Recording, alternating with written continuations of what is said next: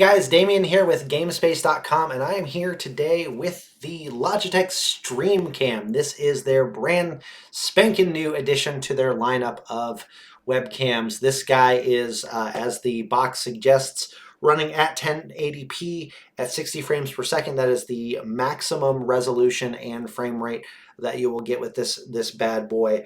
So this does kind of fall in their product stack in between the 4K Brio that they have and this guy here, the C922 PRO. I will be doing a little bit of a side-by-side because I do have those cameras sitting right next to each other, just to give you a little bit of a rundown here of the system that we're running through here.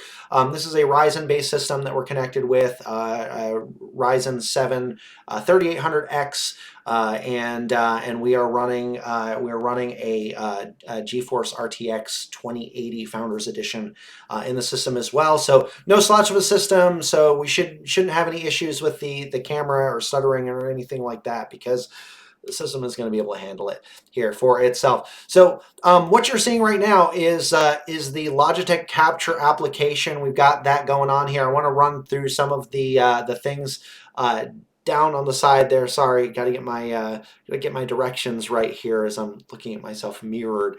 Anyway. So you're going to have the directions or the different settings here on the side that we're going to run through. Just to let you know, as far as lighting goes in the room here, I do have an Elgato key light that I'm just going to go ahead and show you the setting that I have it on right now. So that's kind of for this room and with the lighting that I have in here right now. Just have normal overhead house lighting as well as the windows that are open behind me.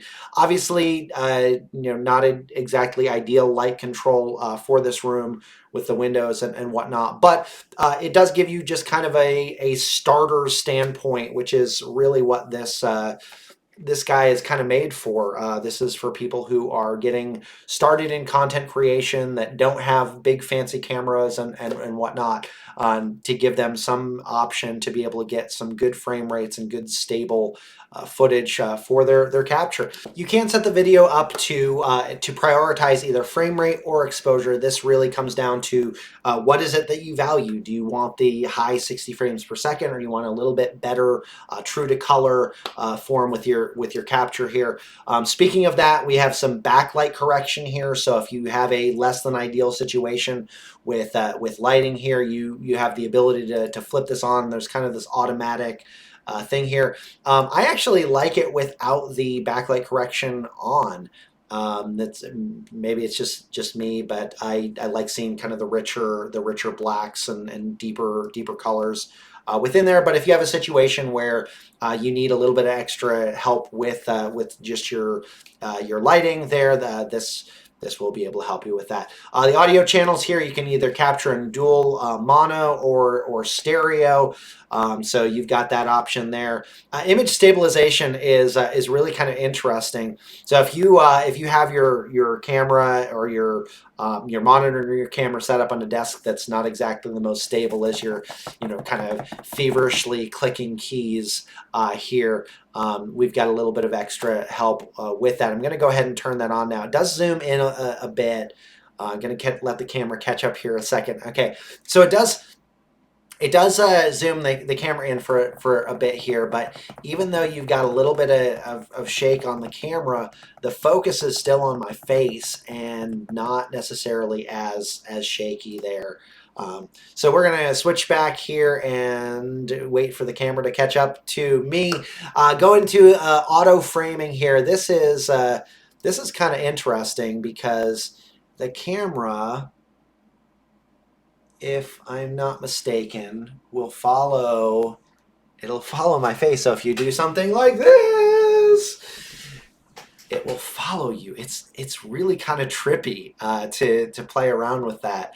I'm not entirely sure what the use case with that would be, unless you're kind of in a situation where you're getting up and walking around. I know I was talking with some of my other team members about this, but I guess if you're actively all over the place and you want people to be able to follow you, great. There's auto framing. To me, this is one of those settings that kind of makes me feel like the first time I picked up a video camera and I'm playing with the zoom in and zoom out features on the thing. But hey, you know, everybody has their different style with things. I just turned it off, and it's really cool that it just automatically zoomed back out there. Kind of a neat feature there. We do have autofocus on this too. So again, if you're kind of playing with things in front of the camera and you want it to prioritize, you know, what you have in front of the camera, I think that does it prioritize face? It looks like it might just prioritize face in that. So may just be something that's the way that they built it. So that's just kind of what it does. Auto white balance, as you see here, I do have some settings over here that are set up to what's kind of ideal for this room for me, at least the way that I see it. We do have the ability to turn that on. You see, the audio white balance isn't very much off of where I have it right now. There are also individual image settings here, so if you want to play around with color, contrast, sharpness, brightness, etc., you can do that. Anti-flicker, whether you're 60 hertz, 50 hertz, got that going on. Chroma key, ooh, that's trippy weird. Chroma key, if you got a green screen or blue screen, I guess, and you want to cut that background out, you've got the option to do that. That's something that's in the software again for the other cameras. And then the option, of course, to flip your source depending on how you want to mount this thing, because there are incredible mounting options with this goofy thing. I'm going to pull this in. This tripod did not come with this camera. It actually came with the C922 PRO webcam, but the extra mounting here fits. So if I wanted to mount the stream cam onto a tripod, I've got the option to be able to do that. That was one thing that Logitech was really upfront about, was that they wanted to make sure that content creators had options for how they use cameras. They saw people taking the 922 and like duct taping it to the side of things.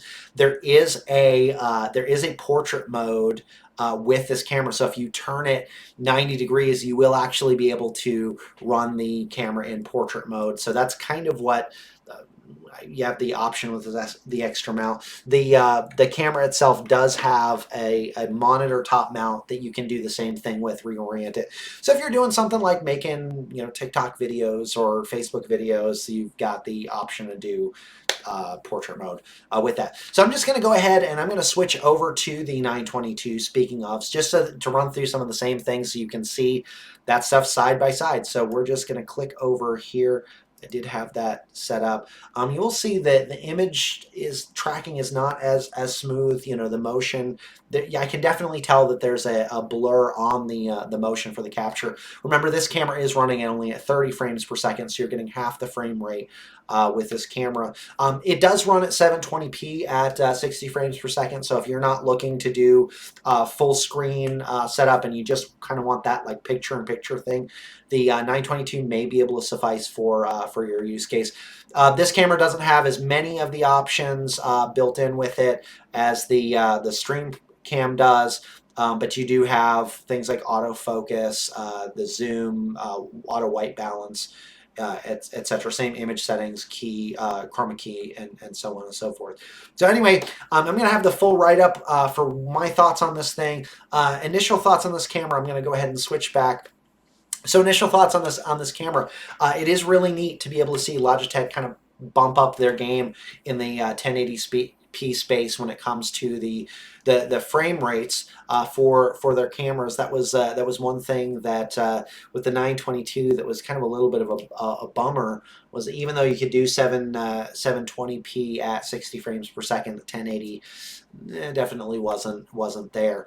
The other thing the thing that's kind of a bit of a bummer for me, and I realize this thing was probably in development as this partnership was being forged. But now that Logitech and Blue Design are in-house together, it would have been really neat to have seen some of the Blue Voice technology that Logitech started integrating into some of their other devices. It would have been really, really neat to be able to see that in there. Blue has a very, very fantastic pedigree of incredible sound. You know them from the Yeti, but if you've been in the pro audio space at all, their capsule microphones are just, they're top notch. We want to thank Logitech for sending us this camera to be able to review. And so we want you to stick around, though, here at GameSpace.com for all of your reviews and video game news, as well as some neat technology. Again, my name is Damien, and I'll see you in the next one.